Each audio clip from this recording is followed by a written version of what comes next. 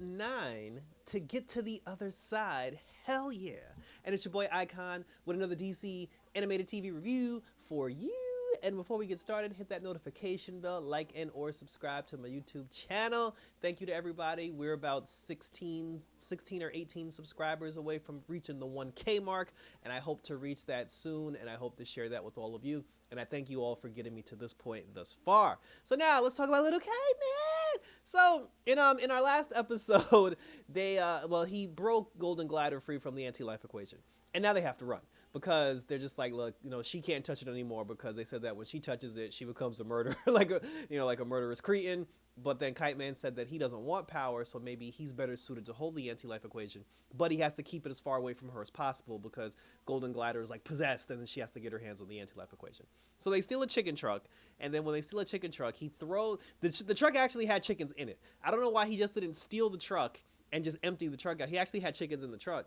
They put the anti-life equation in the back of the truck with the chickens. One of the chickens touched it and then grew 20 years tall, and then it got all murdery, and the chicken just started killing everything around it, and it bust out of the truck. And then Golden Glider and Kite Man, they saw it, that there's holy shit, we got to stop this chicken before it kills everybody. Back at Noonan's, Darkseid shows up, and Darkseid is still the GOAT. He's still the original OG. He still has his choir with him. And then he's just like, I'm here to search for the anti-life equation.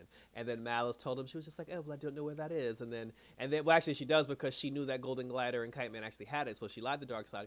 And then he was just like, oh, do you know who has it, Malice? Then she was like, oh, I believe it's Lex Luthor and Helen that have it. So he was just like, yes, the anti-life equation shall be mine. So now she's freaking out because she's like, should I lie to my daddy? It's like, I lied to my stepdaddy. He's going to kill me. So then she goes shopping for some reason to alleviate that stress.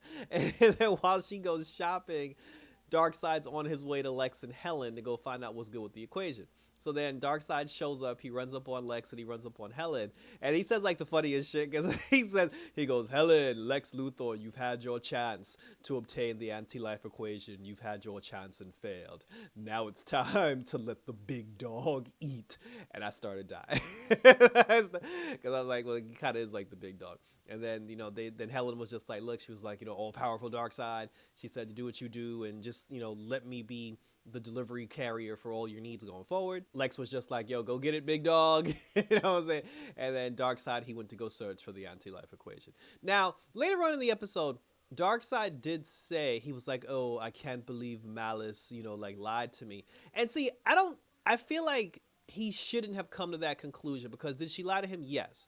But in the context of her saying Lex Luthor and Helen are the ones that have the anti-life equation, Lex and Helen told Darkseid when he got there, they both said that, unfortunately, the anti-life equation was destroyed in a nuclear accident.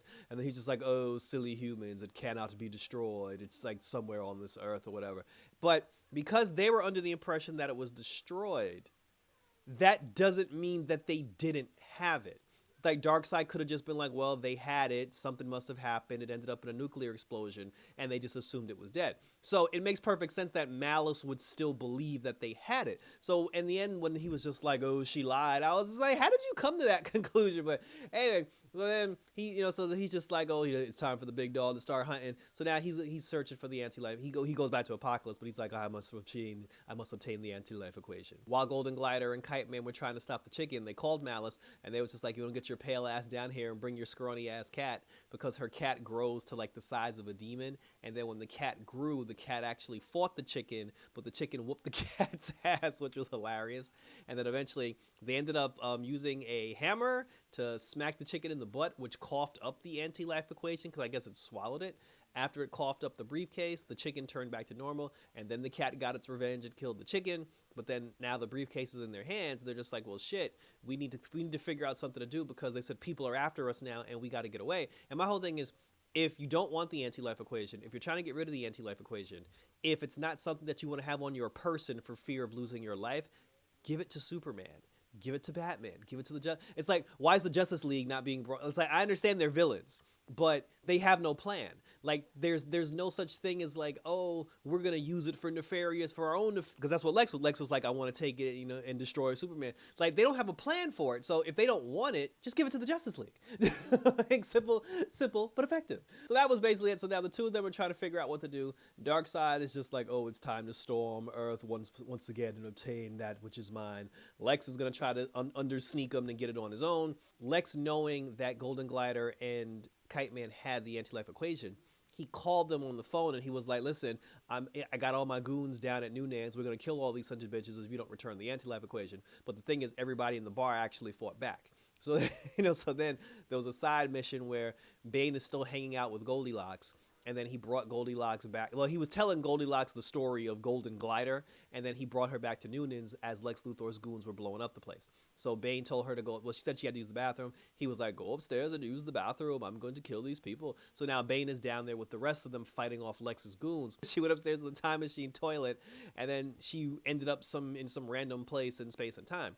Bane realized that she got sucked up in the time machine. He's just like, oh, I've lost a child. And I'm like, why is like Fable, like Mama Fable, like the Fable, the black chick with the fairy tale, why is she not even, like, she hasn't even noticed that that Goldilocks is missing, or nor does she care? Because she went in the book in this episode. She went in her book because like her fairy tale creatures tried to unionize, and she went there and put a foot up Hansel's ass to tell him like not to do that shit. But I'm just like, are we not going to acknowledge the fact that Goldilocks has not been here for a long time? Even the three bears, like the three bears were with her in the bar, and it's like nobody's bringing this chick up. But something's gonna happen.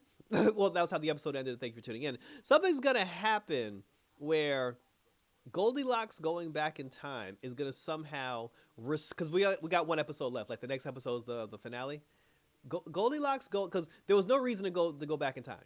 The fact that we're going back in time one more time, we're doing time travel one more time. That means the guy who had the conjoint twin, whose conjoint twin died, he's gonna get saved at the end of the episode. Like, mark my words on that one. And something involving the mom has to happen too, because whatever happened to the mom storyline, we just dropped the whole mom storyline. But yeah, but I don't see how the time travel is going to fit in with the anti-life equation unless they snatch it while it was still in the freezer. I don't know. But share your questions, comments, and concerns down below. We'll continue to talk about it. I am interested to see what's going to happen because they have like 4 different storylines kind of set up here, and I don't really know how it's going to go. Like, I'm confused. Like, I'm usually very good at like figuring these things out, but this one I can't 100% call because I said you got 2 people that have the anti-life equation. Darkseid's coming to get it. Lex is coming to get it. Helen's coming to get it. And Goldilocks is somewhere trapped in time. So it's like all this has to mean something at some point. But like I said, share your questions, comments, and or concerns down below. We continue to talk about it. Check out my other reviews because we actually concluded Batman Cape Crusader. I still got Suicide Squad Isekai up on my channel, so you guys can check that out. And this weekend, I am going to New York Fashion Week. I'll be covering New York Fashion Week. So please check out my videos for New York Fashion Week. Thank you to everybody that checked out my coverage for New York Swim Week. It's still going strong. The numbers are still climbing. And I said by the time Fashion Week is over, hopefully we'll hit that 1K mark and we can celebrate that. And I can celebrate that and thank all of you. So that was it, guys. So until next time, as always, check me out on social media, X, Twitter, Instagram, and YouTube as always. And until next time for some more Kite Man action as we conclude the finale. Hell yeah! We're out this.